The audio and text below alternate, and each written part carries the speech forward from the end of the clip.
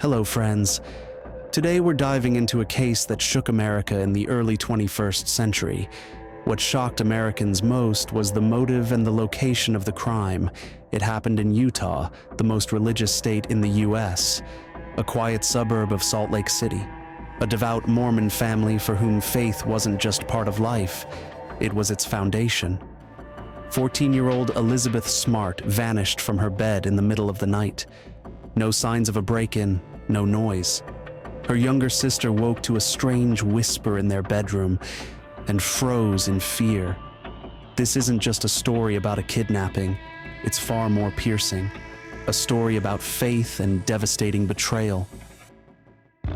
Elizabeth Smart was born on November 3, 1987 in Salt Lake City into a large religious Mormon family. Utah is the only state in the US where the Mormon Church doesn't just dominate, it shapes the rhythm of life, architecture, laws, and even weekends.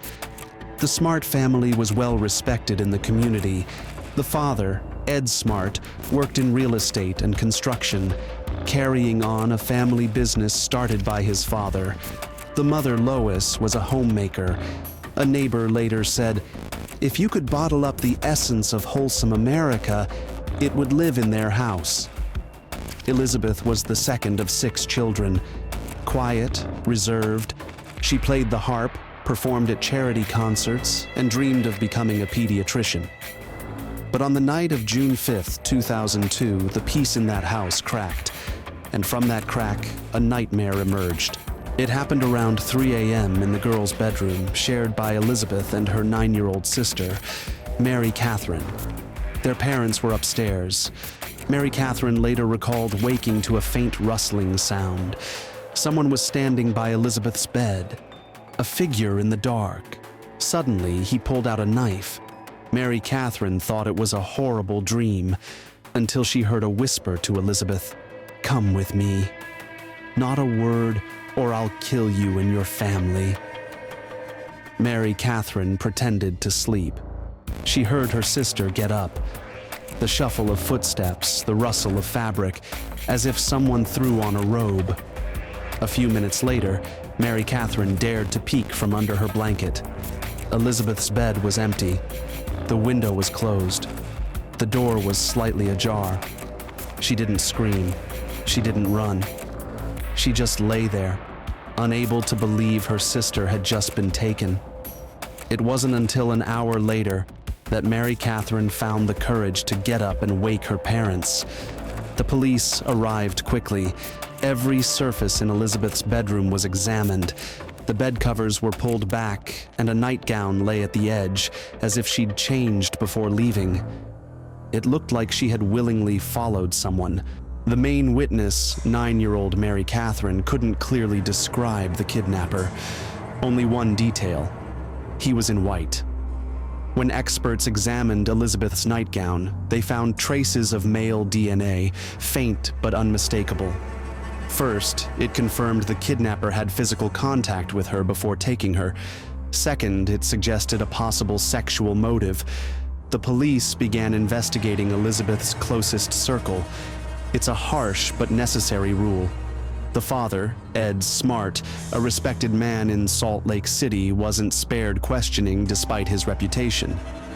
The older brother, Charles, a calm teenager, was also scrutinized in the initial hours. Teachers, neighbors, church members, dozens of interviews, cross-checks, and intense interrogations. The DNA from the nightgown didn't match any suspects, but on the 5th day, a new figure emerged, one the police focused on longer than the others: Richard Ricci, a neighbor, a distant acquaintance of the family, a man with a strange smile and an equally strange past. He had a record for attempted carjacking and drug possession. He'd been fired from a job for an outburst of aggression. He lived alone in a trailer near the Smarts' neighborhood. A loner, uncommunicative. He came under suspicion when a neighbor said, "I think I saw him that night near the park. He was in white. Just odd." The vague match to Mary Catherine's description was enough to spark interest. Ricci was arrested. The police applied pressure, as they often do. He was nervous, inconsistent in his statements, silent when he should have spoken, and talkative when silence would have been wiser. More damningly, he had no clear alibi for the night of June 4th to 5th. His phone records didn't align with his story, and he couldn't confirm his whereabouts between midnight and 4 a.m., but the DNA didn't match, and there was no clear motive. The investigators' hands dropped in frustration. A false lead? No one could say for sure. But the image of the man in white described by Elizabeth's younger sister still lingered, though the police wondered if it was a child's imagination. A month passed, then another. The investigation hit a dead end. Then came an unexpected turn, not from forensic experts or detectives, but from a child. Mary Catherine, Elizabeth's younger sister, began recalling details. Their father had once hired a homeless man to help around the house. He was odd, called himself Emmanuel, spoke of prophecies, and he too wore white, just like the man who entered their bedroom that night and took Elizabeth. Ed Smart remembered, yes, last fall he'd hired a vagrant to fix the roof. The man called himself Emmanuel. He often quoted scripture, slept in his car, and seemed harmless, but very strange. The police dug through Ed's receipts, notes, and records. There were no documents, but there was a photo, a family snapshot where Emmanuel appeared in the background by chance, in the backyard. From this image, a sketch was created and entered into the federal database. When Emmanuel's sketch went public, the police began piecing together his past, connections, and witnesses. His real name was Brian David Mitchell, a former Mormon, excommunicated from the church, a self-proclaimed prophet. He roamed the country preaching the end of the world, sexual purification, and polygamy by God's command. Witnesses described him. He lived like a hermit, in a tent, deep in the woods. Sometimes he'd come into town, always with a staff, in long robes, barefoot, even in winter. He spoke as if God himself were dictating his words. He had a woman with him. She didn't speak, just stood nearby staring at the ground, like she was brainwashed. The investigation uncovered that this woman was Wanda Barzee, whom he called his prophet's wife. They wandered the country, claiming their mission was to cleanse the earth of sinners. The police followed their trail like footprints in sand. They vanished, then reappeared in neighboring states. They were spotted at gas stations in Arizona, Nevada, and Utah, but no one saw the girl. This heightened the fear. The police realized this wasn't just a kidnapping. It was about obsession, a religious cult, and a man who saw himself as a messiah. The girl he took could be his bride. The investigators shuddered. If they didn't find Elizabeth soon, tomorrow might be too late. But tomorrow, they didn't find her. 9 months and 9 days after the kidnapping, it was an ordinary day, March 12th, 2003, in Salt Lake City, Utah. Anna Jean Mitchell, a police officer's wife and social worker, noticed 3 strange people walking on the sidewalk. A bearded man in a dirty robe, a woman in black, head bowed, and a third, a young girl, her face hidden by a veil. She walked silently. To Anna, she seemed in a trance. Anna tried to speak to the girl, but she avoided eye contact, answering softly and hesitantly. Then Anna caught a glimpse of her face. It can't be. It's Elizabeth Smart, Anna whispered. She called 911. A girl with 2 cult members. I think it's the missing Elizabeth Smart. A police car arrived quickly, without sirens or sudden movements. No one wanted to spook them. Elizabeth was near the municipal library, almost in the city center. They stopped her and asked her name. She was silent, glancing fearfully at Mitchell, as if waiting for permission to speak. An officer knelt to her eye level. We know who you are. You're safe. She barely nodded. My name is Elizabeth Smart.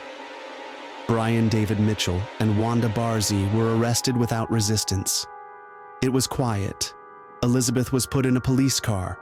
When she walked into her home, her mother, Lois Smart, fell to her knees. Her father wept openly. Her younger sister, Mary Catherine, was the first to approach, hugging Elizabeth and not letting go.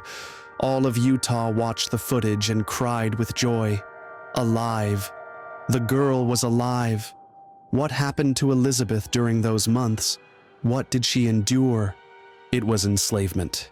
For 9 months, from June 2002 to March 2003, she was held captive by self-proclaimed prophet Brian David Mitchell and his companion, Wanda Barzee.